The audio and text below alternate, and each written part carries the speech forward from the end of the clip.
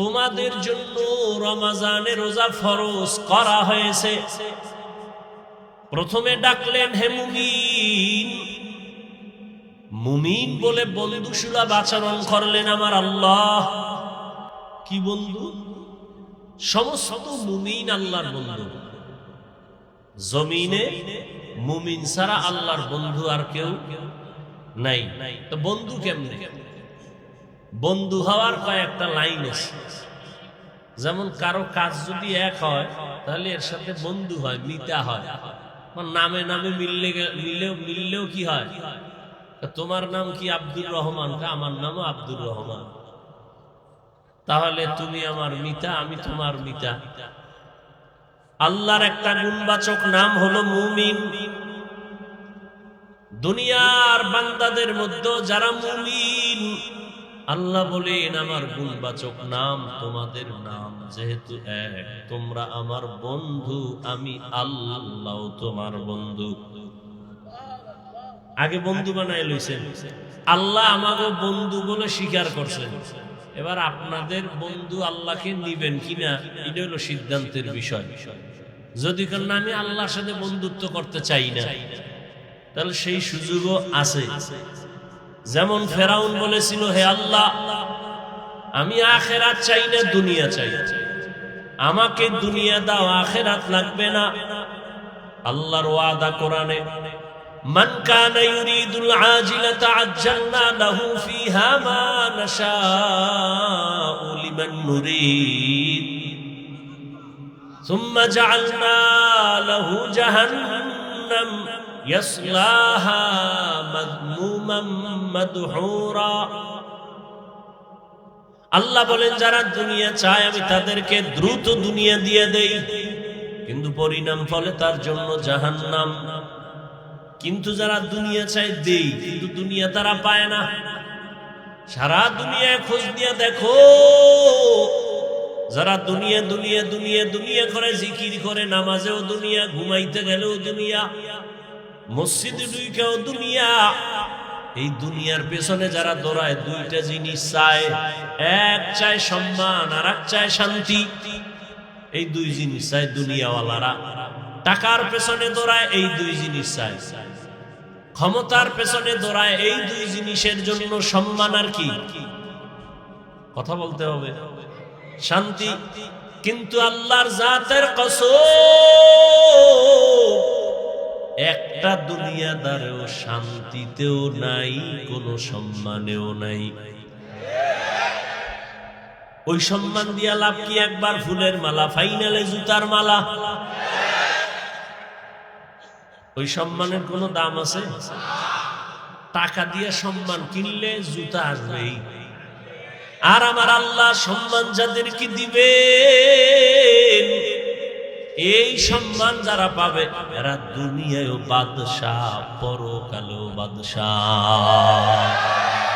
জিন্দেগি মে বন্দেগি তো করনা হে, जिंदगी में बंदगी तू करना है, जिंदगी बे बंदगी शर्मिंदा है, जिंदगी बे बंदगी शर्मिंदा है। यहाँ हम सब मुसाफिर, दिल ना लगा अहले दिल की नजर से रूह करतजा। शाह दौलत सब फकीर गर नेक नेहे, शाह दौलत सब फकीर गर नेक नेहे। जिंदगी में बंदगी तो करना है, जिंदगी में बंदगी तो करना है, जिंदगी बे बंदगी शर्मिंदा है जिंदगी बे बंदगी शर्मिंदा है। भाईरा আমার الذين آمنوا كتب عليكم الصيام كما كتب على الذين من قبلكم لعلكم تتقون। হে মুমিনেরা, তোমাদের উপরে রমজানের রোজাকে ফরজ করা হয়েছে। ফরজ করেছি না, করা হয়েছে। কেন? লাআল্লাকুম তাত্তাকুন, যাতে করে তোমরা তাকওয়া অর্জন করতে পারো। নবীজি বলেন, আল্লাহ বলেন নবীকে হাদিসে কুদসি, আস-সাওমু লি ওয়া আনা আজজি বিহি, রোজাদারের রোজাটা এটা আমি আল্লাহ, আর এর পুরস্কার আমি আল্লাহ নিজেই।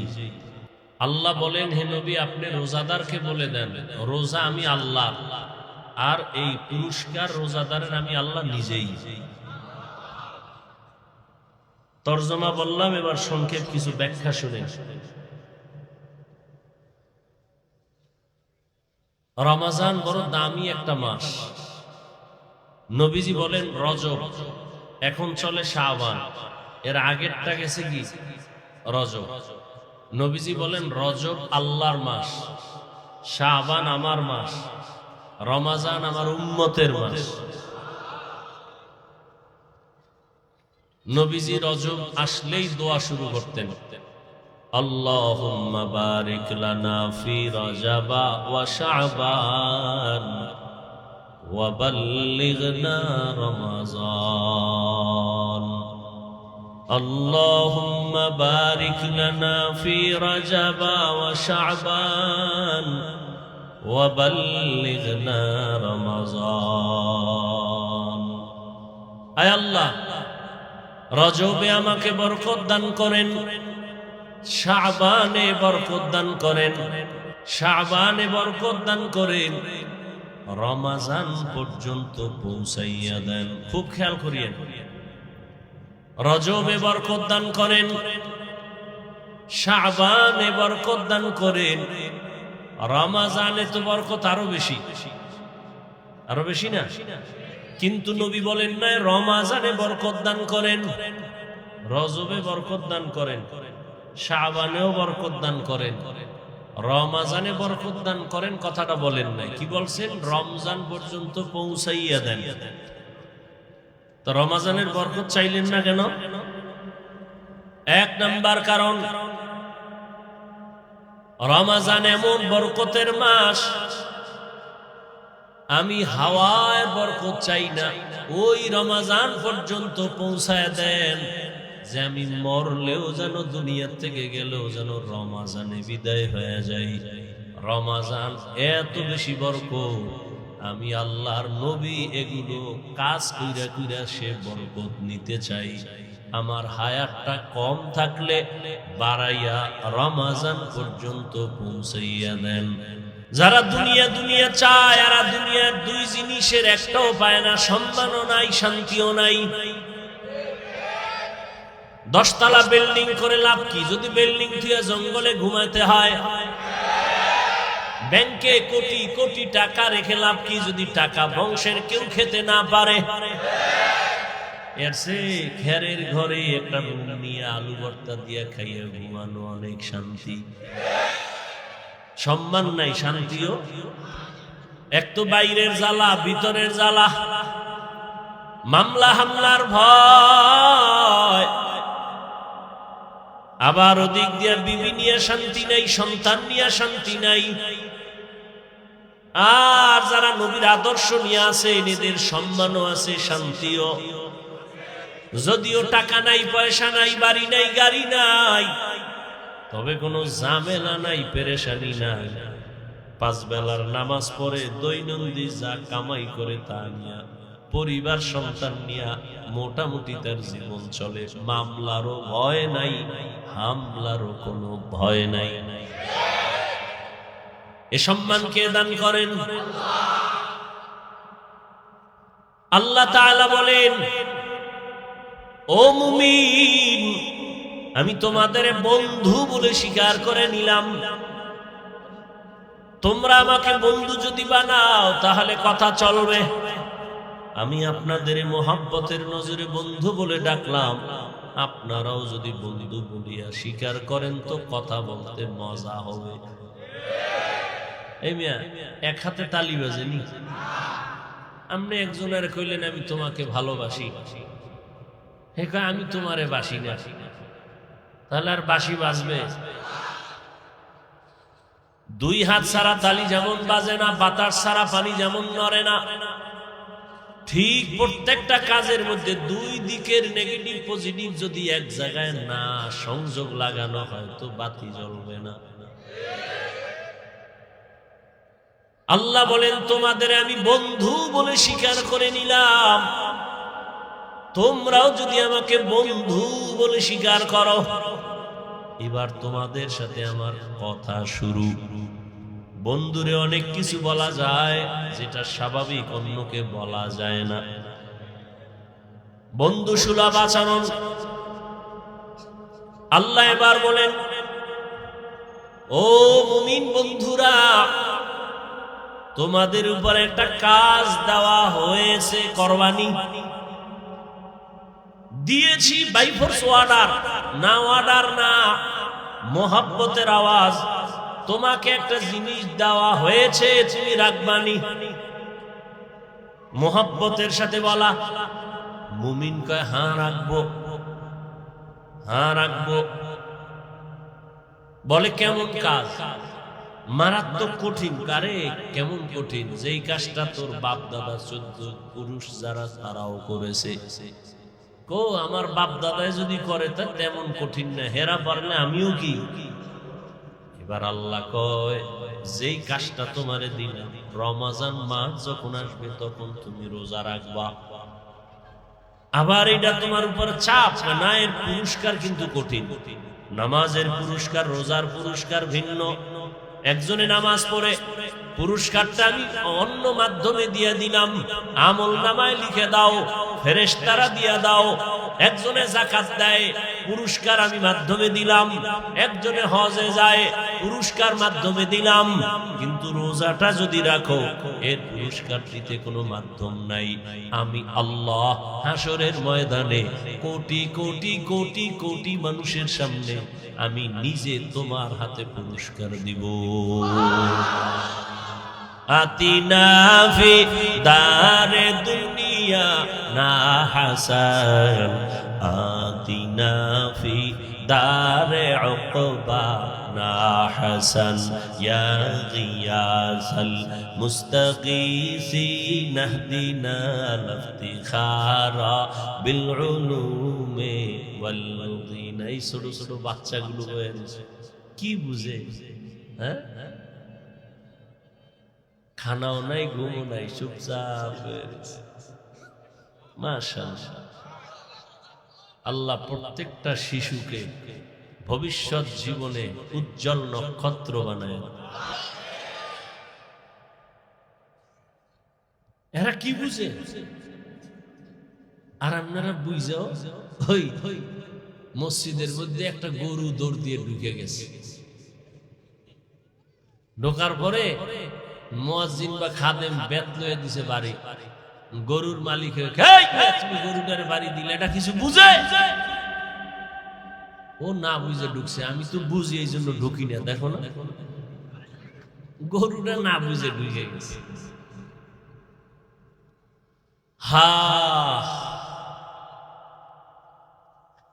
প্রত্যেকটা মা বাবা যদি সব সময়, প্রত্যেকটা মানুষ যদি রসুলকে ইস্তেহজারে নিয়ে আসে ভাবনার মধ্যে, যে শিশুর সাথে রসুলের আচরণ কেমন ছিল, কি ছিল, ওটা দরকার নাই, শুধু এতটুকু ভাববে কি ছিল। আস্তে করে বান্দা দুর্বল হয়ে যাবে, অন্তত শিশুর সাথে জুলুম হবে। প্রত্যেকটা বাবায় যদি ভাবে রহমতের নবী সন্তানের সাথে কেমন আচরণ করেছিলেন, কি আচরণ করছেন এটা জানার দরকার নাই, খালি ভাবতে থাকবে কি আচরণ করেছিলেন, অন্তরে আসবে রহমতের নবী তো খারাপ আচরণ করেন নাই, তাহলে তার দ্বারা কিছু হোক না হোক কিন্তু জুলুম হবে না। একটা স্বামী যদি চিন্তা করে রহমতের নবী আমার তাদের স্ত্রীদের সাথে কেমন আচরণ করেছিলেন, এতটুকু যদি ভাবে, কোন স্বামী স্ত্রীর উপরে জুলুম করবে না। প্রত্যেকটা শিক্ষক, আমার রসুল শিক্ষক, আনা বুইস্তু মুআল্লিমা, রসুল শিক্ষক, আমার মায়ার নবী শিক্ষক। সাহাবাদের ছাত্র বানাইয়া রহমতের নবী কেমন আচরণ করেছেন, প্রত্যেকটা শিক্ষক যদি ভাবনাটা ভাবে, কখনো ছাত্রের সাথে কখনো জুলুম হবে না। প্রত্যেকটা কাজের মালিক যদি কর্মচারীর ব্যাপারে ভাবে, রহমতের নবী তার কর্মচারী তার খাদেমদের সাথে কেমন আচরণ করেছেন। 10 বছর রহমতের নবীর খাদেম আনাস রাদিয়াল্লাহু তাআলা আনাস রাদিয়াল্লাহু আনহু বলেন, আমি যে নবীর খেদমত করেছি 10 বছর, আমার নবী কোনদিন আমাকে 1 সেকেন্ডের জন্য বলে নাই এটা এমন কেন। আমিও নবীর খেদমত ওইভাবেই করেছি যে নবী আমাকে বলতে হবে না। বেয়াদবিমূলক পর চিড়িয়াখানার সামনে এত হাজার মানুষ এই গভীর রজনীতে বসে আছে, কেউ দাঁড়ায় আছে, কোনো আওয়াজ নাই, দ্বীনের কথা শুনতেছে। এতগুলো মানুষ দীর্ঘ টাইম বসাইয়া রাখা, এটা কোনো টাকা দ্বারা সম্ভব হবে না, কোনো টাকাওয়ালার দ্বারা সম্ভব হবে না। যদি 5,000 করে টাকা দিব, তাহলে কিছু মানুষ আসবে, তবে জান্নাতি মানুষ আসবে না। আশেপাশের কিছু গাঞ্জাখোরের আসবে, 5,000 টাকা মানে 5 দিনের গাঞ্জা খাওয়া যাবে। কিন্তু এই জান্নাতি মানুষ কেউ আসবে না। এই মানুষগুলোকে নিয়ন্ত্রণের জন্য কোনো পুলিশ নাই, কোনো প্রশাসনের কেউ নাই, বসার জন্য কোনো ভিআইপি ব্যবস্থা নাই, সব নরমাল বিছানায় মাটিতে বসা। এটা কেমনে সম্ভব? রহমতের নবীর আদর্শ মানার কারণেই সম্ভব। নবীজির আদর্শ কত সুন্দর। ঘরে ঢুকো সালাম দাও, জোরে সালাম দাও, ডান পা দিয়া ঢুকো। নবীর আদর্শ, ঘরে ঢুকতে গিয়ে তুমি জোরে একটা সালাম দাও, সালামের আওয়াজটা যেন পুরা বাড়িতে আওয়াজ হয়। যারা মানুষ তারাও জবাব দিবে, জিন থাকলে তারাও জবাব দিবে, ফেরেশতারা আছে জবাব দিবে, দূষিত কিছু থাকলে পালায়ে যাবে সালামের বরকতে। ঘরে ঢুকলে কি, আবার বাথরুমে ঢুকলেও রসুলের সুন্নাত। এরপরে একবার আলহামদুলিল্লাহ সূরা, 3 বার কুল হু আল্লাহ সূরা পড়বে।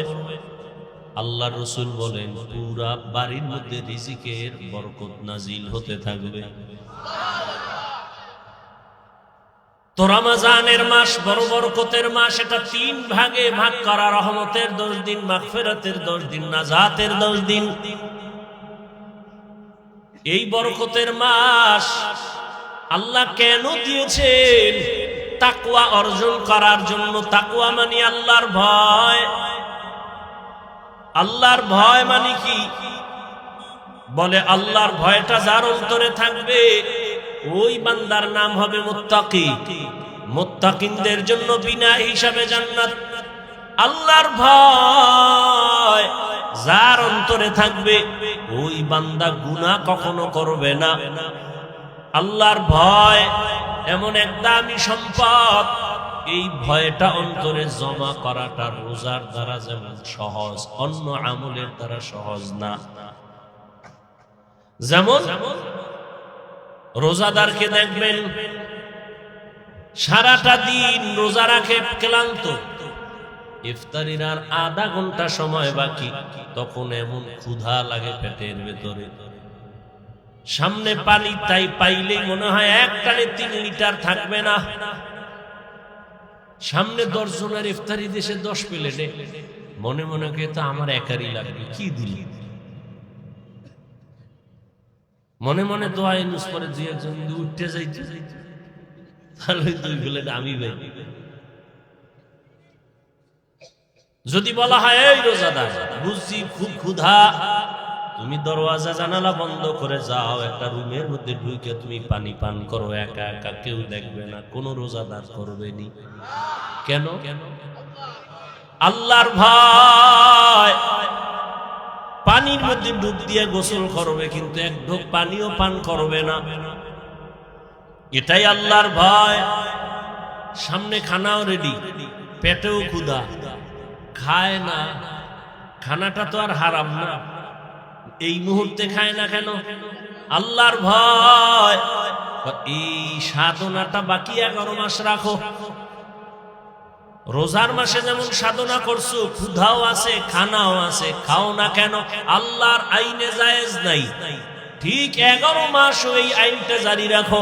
ক্ষুধাও আছে, খানাও আছে, পাইলেই খাইও না, আগে হিসাব করো আল্লাহর আইনে খানাটা হালাল না হারাম। 11 মাস এই সবক যদি আদায় করে, তাহলে কেউ হারাম খাইতে পারে না। আর হারাম খাইলে এর শাস্তি কিয়ামতে হবে না, হবে দুনিয়াতেই। কিডনির উপরে আঘাত, লিভার নষ্ট। আর এই হারাম খানাটা আবার অনেক বাবা অবুঝ শিশু সন্তানেরও খাওয়ায়, হারাম টাকা কামাই করে। সন্তানের রক্ত পিওর, স্ত্রীর রক্ত পিওর, কোনো ভেজাল নাই। ও স্বামী নামের কুলাঙ্গার, তুমি হারাম টাকা কামাই করে ঘরের স্ত্রীর রক্ত কেন নাপাক করো বলো? ও বাপ নামের কলঙ্ক, তুমি হারাম টাকা কামাই করে তোমার অবুঝ সন্তানের রক্ত পবিত্র কেন নাপাক করো হারাম খাওয়াইয়া? আল্লাহর কাছে নিজের জবাবই দিতে পারবা না, আবার সন্তানটির জবাবও মাথায় নিলা। এমন বাপ হইছো কেন? বউ যদি চালাইতে না পারো, বিয়ে করছো কেন? রোজা রাখ 12 মাস। সন্তানের হক আদায় করতে না পারলে সন্তান নিছো কেন? এরে নবীর আশিক, আল্লাহর ভয় অন্তরে জমা করো। রমজানের রোজার মাধ্যমে এমন বরকত, একটা রোজার দাম কত? হাদিসে পাকে রহমতের নবী বলেন, এক রোজার দাম কয়েকটা জন্মগত কাক। কি চিনেন তো? একটা কাক, জন্মগত কাকের হায়াত অনেক বেশি। কাকের হায়াত কি? অনেক বেশি। একটা কাক জন্ম থেকে উঠেই ডানা মেলে যখন উঠতে শুরু করে খোলা আকাশে, ও যদি উঠতে উঠতে উঠতে উঠতে সামন দিকে যাইতে যাইতে যাইতে যাইতে বুড়া হইয়া যায়, কাকের হায়াত অনেক বেশি। বলে কত? কিতাবে আসছে 1000 বছর কমপক্ষে। তাহলে একটা কাক যদি জন্ম থেকে 1000 বছর খালি উড়ে, কত দূর যাবে? ক্যালকুলেটরে ধরবে? কম্পিউটারে আসবে? নবীজি বলেন, একটা কাক জন্ম থেকে উঠতে উঠতে বুড়া হইতে হইতে কত দূর গেল? একটা রোজাদার এক রোজার বরকতে জাহান্নামের আগুন থেকে তত দূরে সরে যাবে।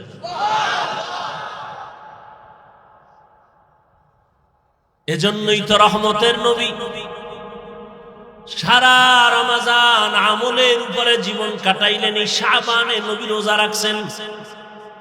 নবী বলেন, প্রস্তুতি নাও, রমজানের রোজার মাধ্যমে তুমি নিজেকে পবিত্র বানায় নাও। কয়দিন রোজার হালাতে রে বাবা তুমি কষ্ট মনে করো, অথচ তোমার মতো কত আল্লাহর বান্দারা রড ফ্যাক্টরিতে কাজ করে, রোজা ছাড়ে না। সিমেন্ট ফ্যাক্টরিতে কষ্টের কাজ করে, রোজা ভাঙে না। রাস্তায় গাড়ি চালায়, রিক্সা চালায়, কষ্ট করে, রোজা ভাঙে না। এমন নাই? তাহলে তুমি ছাড়ো কেন? রমজান তো এমন বরকতের মাস, একটা নফল আমল ফরজের সমান সওয়াব। একটা ফরজ আমল 70টা ফরজের সওয়াব। তাহলে এই মাস আগামী বছর পাবেন, গ্যারান্টি আছে? এত মজার, এত দামি মাস, এই বরকতের মাস। রোজাদার একটা রোজার ফজিলত যদি এমন হয় তো 30টা রোজা রাখলে কত ফজিলত। আল্লাহ বলেন রোজাদার তোমার পুরস্কার কেমন? বলে আমি আল্লাহ তোমার হয়ে যাব, আর কোনো পুরস্কার নাই। পুরস্কার কি? আমি আল্লাহ নিজে তোমার হয়ে যাব। কোন রোজাদার? আবার রোজাদারের মধ্যেও কিছু ভেজাল আছে। রোজা রাখে ঠিক, কিন্তু তারাবির নামাজ পড়ে না। আবার অনেকে পড়ে ঠিক, প্রতিদিন পড়ে না। আবার অনেকে পড়ে কিছুদিন, তাও পুরা 20 রাকাত পড়ে না। ও 8 রাকাত ওয়ালা বাবারা, যদি আপনি মনে করেন 8 রাকাতের উপরে তারাবি পড়বেন না, আগামী রমজান পাওয়ার গ্যারান্টি নাই। এখনই তো বলে ফেললাম একটা নফলের মূল্য ফরজের সমান। আপনি যদি মনে করেন 8 রাকাতের বেশি তারাবি পড়বেন না, তাহলে আপনি বাকি 12 রাকাত পড়েন, অন্তত তারাবি না মনে করলেও নফল হিসাবে পড়ে নেন। নফল হিসাবে বাকি 12 রাকাত পড়েন। কেন ছাড়বেন? আল্লাহর জন্য করবেন। এত সুযোগ পাইয়াও যদি ছেড়ে দেন, আল্লাহর কাছে কি নিয়ে দাঁড়াবেন? রমজান এমন বরকতের মাস, রহমতের নবী একদিনে 1 খতম, 3 দিনে 1 খতম কোরআন পড়েছেন। এই রমজানুল মুবারক দুনিয়ার লাইনেও মানুষ লাভবান হয়, আখিরাতের লাইনেও লাভবান হয়। এই রমজানের মধ্যে কয়েকটা আমল বেশি বেশি করবেন। তো তারাবি আছে, রোজা আছে, আর একটা আমল হলো কোরআনের তেলাওয়াত। যারা পারেন না বইলে আল্লাহর কাছে কি কইবেন? আমগোদারে না জবাব দিলেন পারি না। পৃথিবীতে যত ভাষা আছে আরবি ভাষার মতো সহজ কোনো ভাষা নাই। কোরআন শিখতে 20 ঘন্টা টাইম লাগে। কয় ঘন্টা? তাহলে আপনি প্রথম রমজানে যদি সময় দেওয়া শুরু করেন প্রতিদিন 1 ঘন্টা, তারাবির পরে অথবা সাহারি খাইয়া ফজর পরে 20 রোজায় আপনি কোরআন ধরে ফেলবেন। এত সুন্দর কোরআন, এই বয়ান শুনতেছেন কোরআনের এত ভালো যদি লাগে, সে কোরআনটা পড়েন না কেন? ছেলেকে পড়ান না কেন? মেয়েকে কোরআন শিখান না কেন? মাকে কোরআন পড়ান না কেন? ইয়া আইয়ুহাল্লাযীনা আমানুত্তাকুল্লাহ, আল্লাহর ভয় অন্তরে জমা করো। এখন ভয়টা কি? আমি যদি সবাইকে জিজ্ঞাসা করি কারা কারা আল্লাহকে ভয় করেন, জিজ্ঞাসা করা মাত্রই সবাই হাত উঠাবে না? কিছু চালাকেরা পারলে পা উঠায় দিবে, বলবে আমরা 4 হাত পায়ে আল্লাহরে ভয় করি, হুজুরদের থেকেও বেশি ভয় করি, নামাজ না পড়লে কি হইব, দিল পরিষ্কার। অথচ আজকে ফজর পড়ে নাই, জোহর পড়ে নাই, আসর পড়ে নাই, মাগরিব পড়ে নাই, এশাও পড়ে নাই। আল্লাহরে ভয় করি। আমি 5 বেলার নামাজ পড়িয়াও বলি আল্লাহকে ভয় করি। আপনি রোজা না রাখিয়া বলেন আল্লাহকে ভয় করি। আমি রোজা রাখিয়া বলি আল্লাহকে ভয় করি। আল্লাহর ভয় আসলে আপনার অন্তরে আল্লাহর ভয় নাই।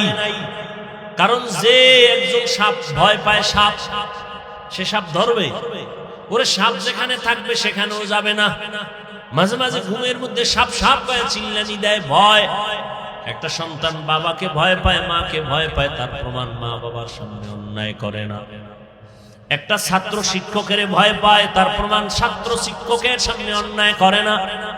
ঠিক এই জমিনে যেই মানুষ আমার আল্লাহকে ভয় করবে, ওই বান্দা গলায় ছুরি লাগাবে, দাড়ির মধ্যে কখনো অস্ত্র লাগাবে না। हर के दारत खौफे हक दर दिल मदाम जन्नतुल मावा देहद ও রামাক। এক দলের দাড়ি ছোট আর এক দলের নাই। ছোটওয়ালারা মনে করে মোটামুটি জান্নাতের মাঝখানে আছি, যারা পুরো ক্লিন একদিকে চাই আছে, ইয়া ভাবতে আছে এত শেষ। হ্যাঁ, ভালো করে মাসআলা শুনেন, যারা দাড়ি ছোট রাখে ক্লিন রাখে দোনো দলের গুনাহ সমান। দোনো দলের গুনাহ, গুনাহ টুনা তো পরকালের ভিডিওডি মরার পর নগদ একটা শাস্তি হলো যৌবন থাকবে না, এটা নগদ শাস্তি। কি থাকবে না? এই জন্য হারবাল কোম্পানির আমদানি বাইরে গেছে না, ওপেন চ্যালেঞ্জ দেয়। এই পরিমাণ বেলাজা বেহায়া জগতে আর আছে? ১৫০০ বছর আগে রসুল বলে গেছেন, লা ঈমানা লিমান লা হায়া আলা, যাদের লজ্জা নাই ওদের ঈমান নাই। আর মোবাইল তো আরো লজ্জা নষ্ট করে ফেললো। ঘরে ঘরে ঘরে ঘরে রুমে রুমে মোবাইলের জেনা, চোখের জেনা, কানের জেনা, হাতের জেনা, অন্তরের জেনা। সারাটা রাত মোবাইলের দিকে তাকায় তাকায় গুনাহ, কবিরা গুনাহ দেখে, কবিরা গুনাহ দেখে। মাও দেখে, বাবাও দেখে, আমার ভাই দেখে, বোনেরাও দেখে। ঘরটা যেন জেনার আড্ডাখানা, সারা রাত শুধু জেনা চলে। আল্লাহ মাফ করেন, এমন অন্যায়। ও যুবক, ৪০ বছর পর্যন্ত তোমার চেহারাটা উজ্জ্বল থাকবে, নষ্ট হবে না। কিন্তু কি দুঃখ, আজ তোমার চেহারা দিয়ে তাকাইলে কেন মায়া লাগে না? কেন চেহারায় নূর নাই? মোবাইলের গুনার কারণে চেহারা নষ্ট হয়ে গেছে। আর কুলাঙ্গার কিছু বাপ আছে, সাহারি খাওয়ার সময় মা ডাকে, বাবা ওঠ, দুই একটা রোজা রাখ। বাবা একা খবরদার রোজা রাখাই ওনারে বিবি, রোজা রাখলে ছেলেটার চেহারাটা নষ্ট হয়ে যাবে। ওই বাবারে পাইলে জিজ্ঞাসা করতাম, এই বাপ নামের কলঙ্ক, সন্তান রোজা রাখলে তোমার চেহারাটা নষ্ট হবে। সন্তানের মোবাইলে আকাম খুইরা খুইরা যে চেহারাটা নষ্ট করলো, বলো কোন বিউটি পার্লার তোমার চেহারাটা ভালো করবে? আল্লাহর কসম, মৃত্যু পর্যন্ত দুনিয়ায় কোনো মেডিসিন নাই যে সন্তানের চেহারাটা ভালো করবে। বরং ৪০ বছরের আগে চেহারা থাকবে উজ্জ্বল। কোনো মেডিসিন মারবি, চেহারা ডিসকালার হবে, গোডা হবে। এ গোডা আর যাবে না। হ্যাঁ, যদি নেক আমল করো, তওবা করো, চেহারা আবার ফিরে আসবে। আর ঠিক মতো ৫ বার ওযু কর, চেহারায় কোনো ক্রিম লাগবে না। আল্লাহর কসম, ৫ বেলা ওযু কর, ওযু করবি, চেহারার নূর বেড়ে যাবে। তখন তোর মেকআপ লাগায় চলতে হবে, নাহলে যে দেখবে হেই পাগল হয়ে যাবে। বলবা হাফিজ ভাই তোমার না, আমিও তোমাকে বলছি ঠিক, আমিও পরিপূর্ণ গুনাহমুক্ত হতে পারি না। যে ব্যক্তি গুনাহমুক্ত হবে, ও জিহ্বা দ্বারা যা চাইবে নগদ আল্লাহ সাথে সাথে দিয়ে দিবে। যার চোখ পবিত্র, ও অনেক কিছু দেখবে যা সাধারণ মানুষ দেখবে না। যার জবান পবিত্র, ও যা চাইবে যখন চাইবে আল্লাহ তখন দিবেন। তো পবিত্র না তো। ভাইরা আমার, আল্লাহ গুনার কারণে চেহারা নষ্ট হয়, নেক আমলের কারণে চেহারা সুন্দর হয়, ভালো হয়। এরে আল্লাহর গোলাম, এই জন্য আল্লাহ বলেন আমার ভয় অন্তরে জমা করো। আল্লাহর ভয় যদি থাকে, ওই বান্দা মরিয়াও গেলে গুনার কাছেও যাবে না। এরে আল্লাহর বান্দা, ও আমার যুবক, আমি তোমাকে এতক্ষণ বয়ান যা করতেছি একবারও কিন্তু বলি নাই তুমি আমার মতো টুপি লাগাও। আমি একবারও বলি না আমি কওমি মাদ্রাসায় লেখাপড়া করেছি, তোমরাও মাদ্রাসায় যাও। আমি দাওয়াত ও তাবলীগের লাইনের সন্তান, কিন্তু একবারও বলি না তুমি তাবলীগে যাও। আমি কওমি মাদ্রাসার সন্তান, আমি পীরের মুরিদ। আমি কির মুরিদ? খালি মুরিদ না, লাখে একটা মুরিদ আমি। কেমন মুরিদ যে পীর মুরিদির বিরুদ্ধে যারা, তাদের বিরুদ্ধে আমি যুদ্ধ ঘোষণা দিছি। কেমন যুদ্ধ? এই জমিনের মধ্যে যে বলবে আমরা পীর আউলিয়া মানি না, ওলি মানি না, আউলিয়া মানি না, আল্লাহর জাতের কসম আমি বলবো তারা কোরআন মানে না, বুখারী শরীফ মানে না, তারা ভণ্ড। ভণ্ড ভণ্ড। এদেরকে যারা ভণ্ড বলবে না তারাও ভণ্ড। এবার বুঝ আমি কেমন মুরিদ। কিন্তু একবারও আমি কাউকে বলি না ও বাবারা তোমরা পীরের দরবারে যাও। বলবো কি? আমি বলবো ও যুবক তুমি স্কুলে পড়ো ধন্যবাদ, তুমি চাকরি করো ধন্যবাদ, তুমি কলেজে পড়ো ধন্যবাদ, তুমি ব্যবসা করো ধন্যবাদ, আমি তোমার জন্য দোয়া করে গেলাম বাবা। তোমার মাদ্রাসায় যাওয়ার কোনো প্রয়োজন নাই। ও বাবা তুমি যেই লাইনে আছো থাকো, তবে আমি দোয়া করি তুমি একজন ব্যবসায়ী হও, চাকরিজীবী হও, ডাক্তার হও, ইঞ্জিনিয়ার হও, তুমি একজন প্রফেসর হও। তবে একটা দাবি ছোট, বেয়াদব জীবনে হইও না রে বাবা। বলবা হাফিজ ভাই বেয়াদব হব না, তার ব্যাখ্যা কি? 3 জায়গায় বেয়াদবি করবা না তো মরার আগে জীবনটা নষ্ট হয়ে যাবে। 1 মা বাবার সাথে বেয়াদবি করবা না, 2 শিক্ষকের সাথে বেয়াদবি করবা না, 3 ওলামায়ে কেরাম মুরব্বিদের সাথে বেয়াদবি করবা না। মা বাবার সাথে যদি খারাপ আচরণ করো বদদোয়া করা লাগবে না। মা কষ্ট পায় যদি বলে আহ, এই যে একটা নিঃশ্বাস এটা আগুন হইয়া তোর কপাল পুড়ে ফেলবে। শিক্ষক যদি তোর আচরণে কষ্ট পায় বলে আহ, এই নিঃশ্বাসটা তোর কপালে লাগলে তুই শেষ। আলেমের অন্তরে কষ্ট দিলে আলেম যদি আহ শব্দ বলে তোর কপাল শেষ। এই জন্য বলি তুমি ডাক্তার হও বেয়াদব হইও না, ইঞ্জিনিয়ার হও বেয়াদব হইও না, চাকরিজীবী হও বেয়াদব হইও না, তুমি ব্যবসায়ী হও বেয়াদব হইও না। মা বাবার দোয়া নাও, শিক্ষকের দোয়া নাও, উলামায়ে কেরামের দোয়া নিয়ে সামনে আগাও। তো ডাক্তার হলেও তুমি সফল, ইঞ্জিনিয়ার হলেও তুমি সফল, তুমি ব্যবসায়ী হলেও সফল। সবার দোয়া থাকলে দুনিয়ার সব দুনিয়া ধ্বংস হবে। আলেমের দোয়া যদি থাকে, মা বাবার দোয়ায় তুমি কখনো ধ্বংস হইবা না। ওই মা বাবার দোয়া নিয়া রহমতের নবীর আদর্শ মেনে জীবনটা চালাও। মা বাবার দোয়া নাও। এবার বাস্তবে একটু তাকায় দেখো তো, আমি যে কথাগুলো বললাম এই কথার মানদণ্ডে কেউ চলেনি। তোমার লাইনে তাকাও, জীবনে মাদ্রাসায় পড়ে নাই, জীবনে কোনোদিন মাদ্রাসায় যায় নাই, আলিফ বা তাও শিখে নাই। তোমার মতো জেনারেল লাইনের যুবক 5 বেলার নামাজ পড়ে, স্কুলে পড়ে, কলেজে পড়ে, নামাজ ছাড়ে না। সত্য কথাটা স্বীকার করো, আসেনি? আর কি অস শুনবা? এই অসটাই তোমার জীবনের আসল। নিজেরে বুঝাও। তোমার মতো যুবক স্কুল কলেজে পড়িয়াও যদি নামাজ পড়ে, বলো তুমি কেন পারো না রে বাবা? তোমার মতো যুবক তাকায় দেখো, ব্যবসা করে, চাকরি করে, র্যাব, আর্মি, পুলিশ, বিডিআর, 5 বেলার নামাজি আছে। তোমার বিবেকের কাছে প্রশ্ন, বলো তুমি কেন পারো না রে বাবা? তোমার মতো যুবক ডাক্তার, প্রফেসর, ইঞ্জিনিয়ার, 5 বেলার নামাজি অভাব নাই, রাস্তায় গাড়ি চালায়, 5 ওয়াক্ত নামাজ পড়ে নাই। বলো তুমি কেন পারবা না রে বাবা? তোমার মতো যুবক শ্রমিকের কাজ করে, নদীর মধ্যে মাছ ধরে, নামাজ ছাড়ে না। বলো তুমি কেন পারবা না?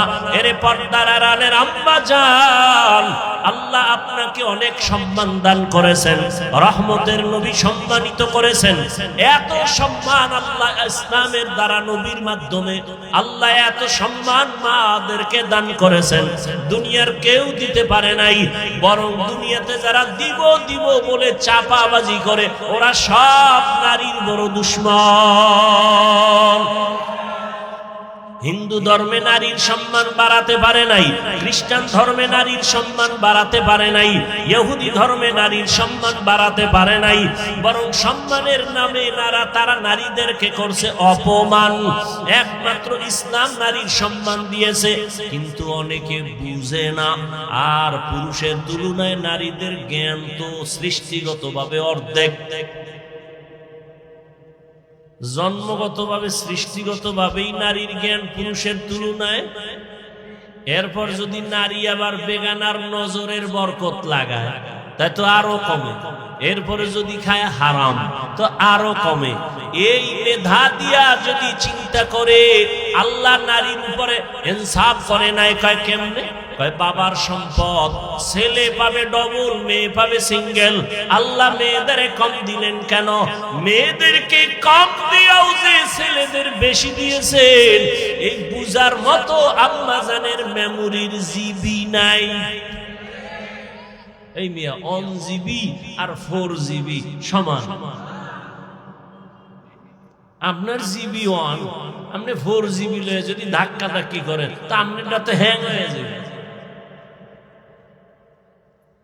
আরে আম্মা জান, আপনাকে অর্ধেক দিয়াও ছেলের থেকে বেশি দিছে, এটা বুঝার মতো মেধা বুঝি আল্লাহ আপনাকে দেন নাই রে মা। ছেলে পাবে বাবার থেকে 2টা, আর মেয়ে সব জায়গায় পাবে কি? বাবার থেকে পাবে, স্বামীর থেকে পাবে, ছেলে মেয়ের থেকে পাবে। এরপরে যদি কয় বাপ নাই, ছেলে নাই, মেয়ে নাই, কিচ্ছু নাই, আমি একা। আল্লাহর আইন হলো, ইসলাম কয় নারীদেরকে ঘরে বসাইয়া বসাইয়া সম্মানের সাথে ওরা খাবে আর ঘুমাবে, সরকার ওদের সব খরচ দিবে। নারীদের কষ্ট দেওয়া যাবে না। কত সম্মান ইসলাম দিয়েছে, কিন্তু কুলাঙ্গারেরা ভুল মেসেজ দিয়া নারীদেরকে বেপরদায় নামাচ্ছে। পরিণামে নারীরা হচ্ছে আরো অপমান। আল্লাহ হেদায়াত দান করেন। এরে আম্মা জানেরা, এত সম্মান আল্লাহ আপনাদের দান করেছেন। এ দুনিয়া আপনারা যদিও নবী না, তবে সব নবীদের মায়ের মতো মা, সাহাবাদের মা। আপনারা আলেম হাফেজে কোরআনের মায়ের মতো বড় দামি মা। এরে আম্মা জান, আপনারা তো খাদিজা রাদিয়াল্লাহু আনহার মতো নারী, ফাতেমা রাদিয়াল্লাহু আনহার মতো নারী, আয়েশা রাদিয়াল্লাহু আনহার মতো নারী, ইসমাঈল নবীর মা হাজেরা আলাইহিস সালামের মতো দামি নারী। আপনারা তো ঈসা নবীর মা মারিয়াম আলাইহিস সালামের মতো দামি নারী। এই দুনিয়াতে আল্লাহর এক বড় দুশমন ছিল ফেরাউন। নাম শুনছেন? বলেন তার স্ত্রীর নাম কি? আসিয়া। এত বড় বেঈমানের ঘরে থাইকা আমার আল্লাহর এত পেয়ারা রহমতের নবী বলেন, কিয়ামতের দিন আমি মুহাম্মদের সাথে আসিয়ার সাথে বিয়া হবে জান্নাতে। এরে আম্মা জানেরা, এত বড় বেঈমান ফেরাউনের ঘরে থাইকা আম্মা জান আসিয়া যদি এত দামি হতে পারে, ফেরাউনের টাকার অভাব নাই, ক্ষমতার অভাব নাই, মিশরে দাবি করে আমি বড় খোদা, কিন্তু তার ঘরে থাকিয়া আসিয়া আমার আল্লাহকে এত আপন করে নিলেন। আসিয়া এত কষ্ট ফেরাউন দিয়েছে, ধৈর্য ধারণ করে আল্লাহকে ভুলে নাই। ইন্তেকালের সময় ফেরাউন ওই আসিয়াকে ফাঁসির মঞ্চে নিয়ে গেছে।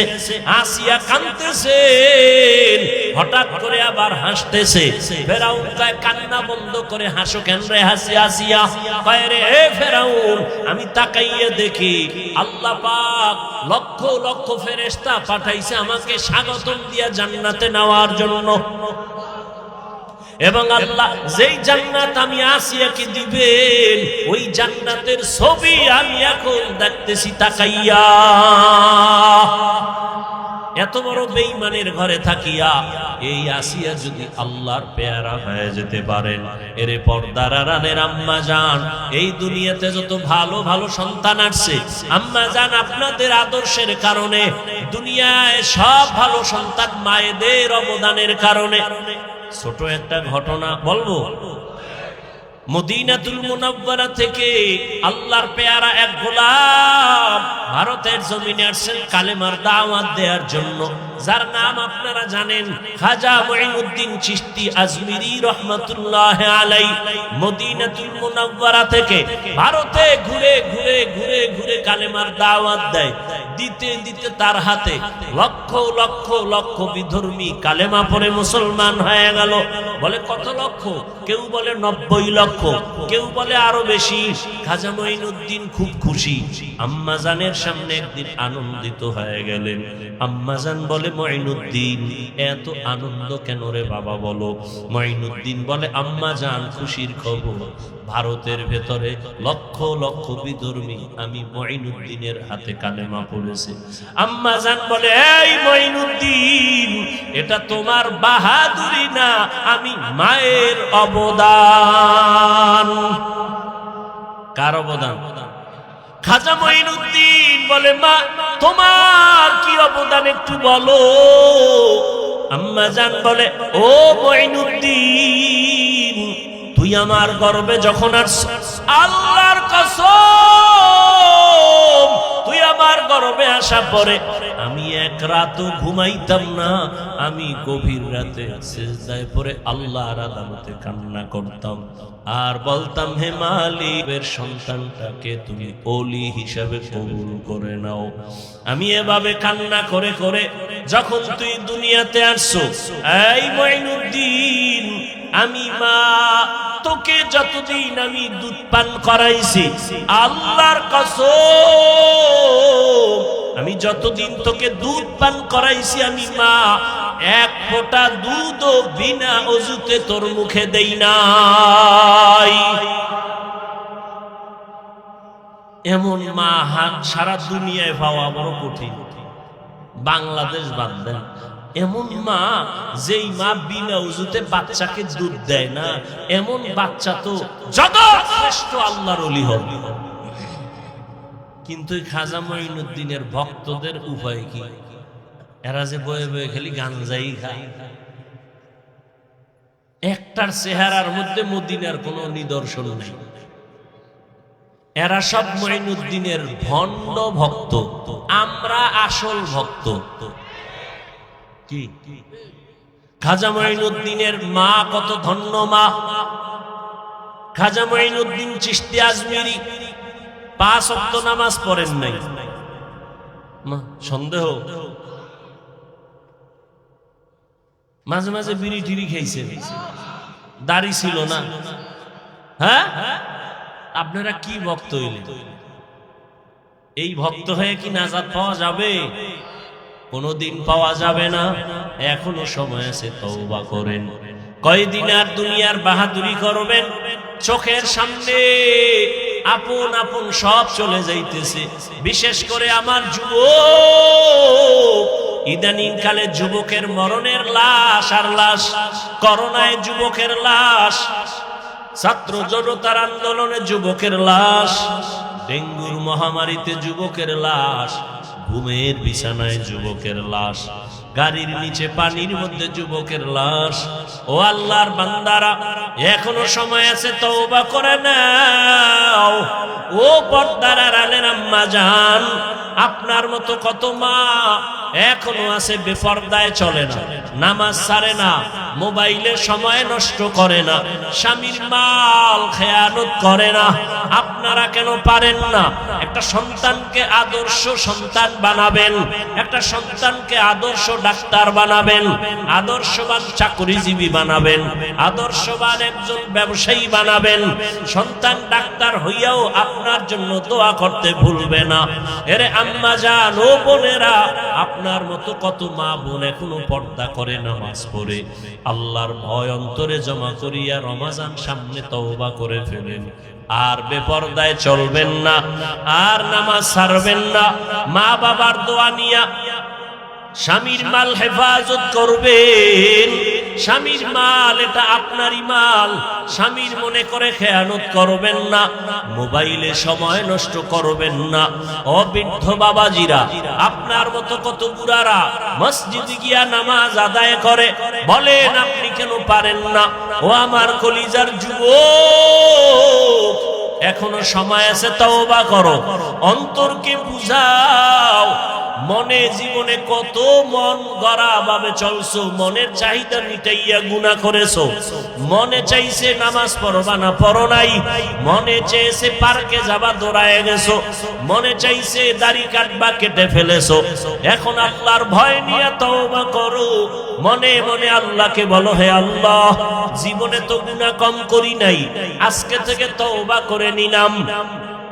আর নামাজ ছাড়বো না, বেপরদায় চলবো না, মা বাবার সাথে বেয়াদবি করবো না, শিক্ষকের দোয়া নিয়া, উলামায়ে কেরামের পরামর্শ নিয়া, নবীজির আদর্শ মেনে চলবো। আল্লাহর কাছে যদি খাঁটি মনে তওবা করতে পারো, আল্লাহ তোমার জীবনের গুনাহ মুহূর্তে মাফ করে দিবে। মনের শুধু বুঝাইও রে মন, তোমার মতো যুবক যদি জেনারেল লাইনে থাকিয়া চাকরি করে, ব্যবসা করে, লেখাপড়া করে, নামাজ পড়ে, তুমি কেন পারবা না? আল্লাহর কাছে তওবা করে নেও। ও বাবা, তোমরা কি মনে মনে ভাবছো আমরা সব পাগল হয়ে গেছি? না না, এরে দুনিয়ায় সবাই পাগল হইয়া সব দুনিয়াতে মরার আগেই ধ্বংস হয়।